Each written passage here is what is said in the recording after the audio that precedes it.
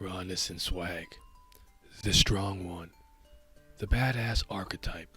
The one who rivals the MC in power, combat ability, and or strength. This is one of the few cliches I tend to like in anime manga, like the Ojo-sama trope.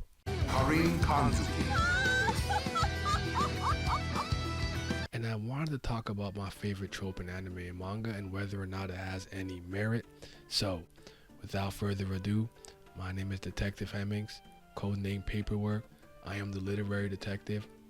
Welcome to Case 18, my favorite trope in anime and manga.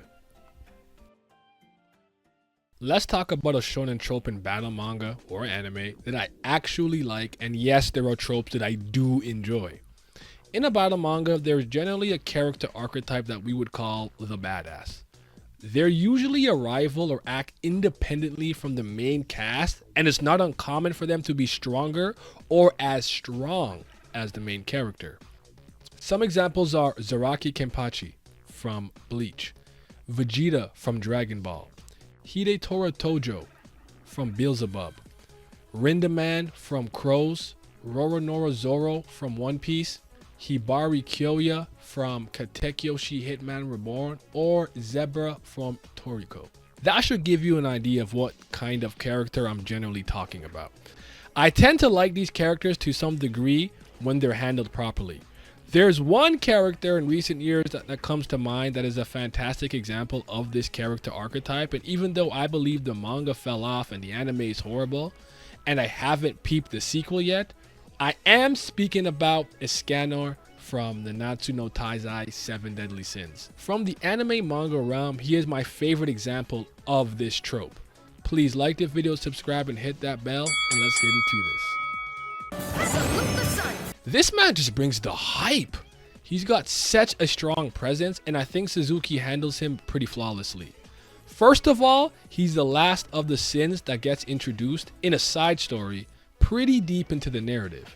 Secondly, when we see him, he looks like a weak, frail man, and he's pathetic.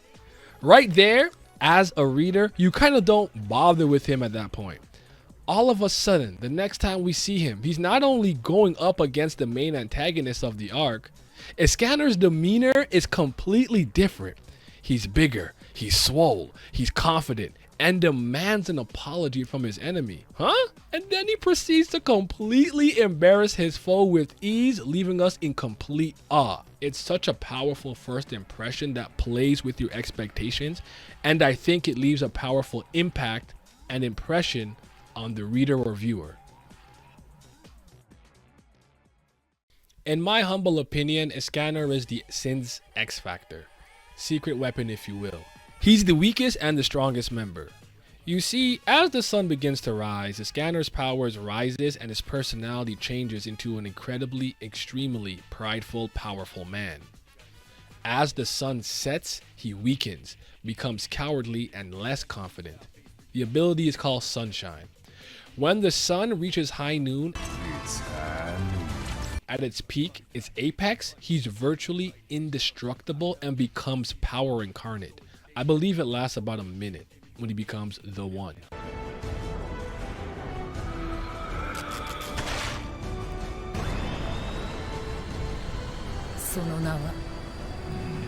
The one. Anytime you see Escanor on screen, expect something badass, cool, or epic to go down. He never disappoints. First time we see Escanor in the main story is when Ban was faced with impossible odds. Demons from the demon clan that were once led by the main character Meliodas are on his ass.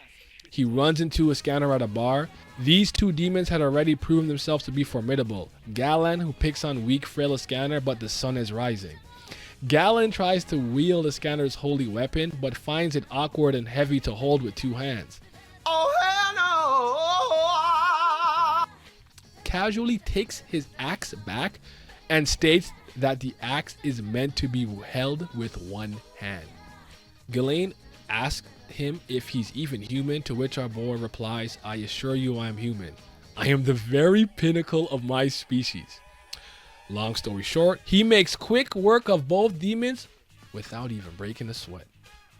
What I like about that situation is that the demons arrive when it's night, and even when it's morning, we don't know how high the sun is. Not to mention there's two demons here who just kind of embarrassed Ban.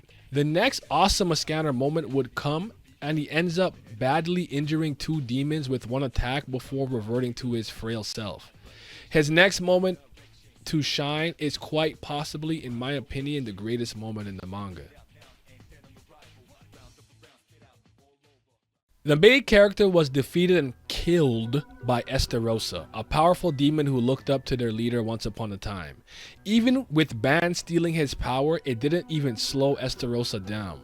The demons take over, and Estarosa's ability causes anyone who feels any hatred towards him to become incapable of moving. Something along those lines.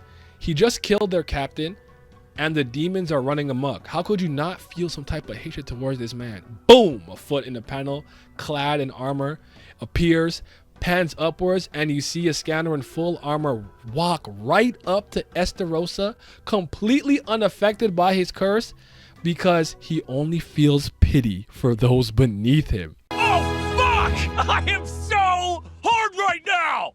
Possibly one of the best fights in the manga, Escanor actually starts off taking damage, thus making us feel maybe this is the one guy who can take him or push him to his limit.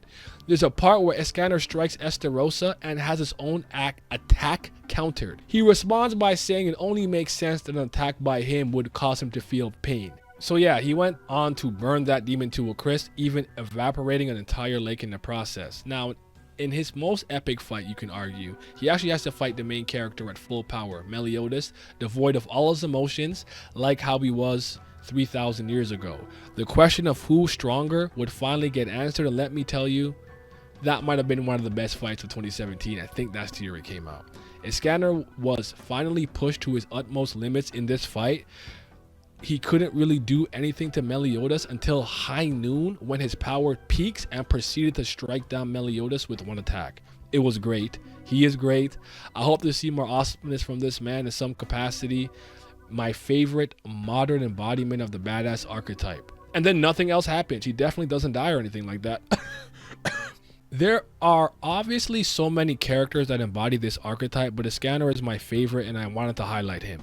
I thought he was introduced in a great fashion, and the way he was used was done well. I usually stop caring about this character archetype at some point, but credit to the mangaka, he had Escanor be awesome, epic, raw, and thematically relevant until his eventual demise towards the end of the story. I would have said Kenpachi was my favorite version of this trope, but I really think Kubo fumbles him during the 1,000-Year Blood War. I didn't like the choices made, but share with me in the comment section what your favorite manga and or anime version of this trope is, and I'd love to hear it.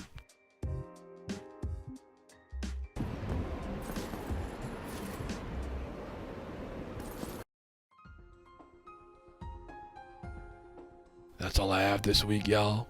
Case solved. Y'all be safe. Big video essay being cooked up and coming soon. Like, share, comment, subscribe, and stay safe.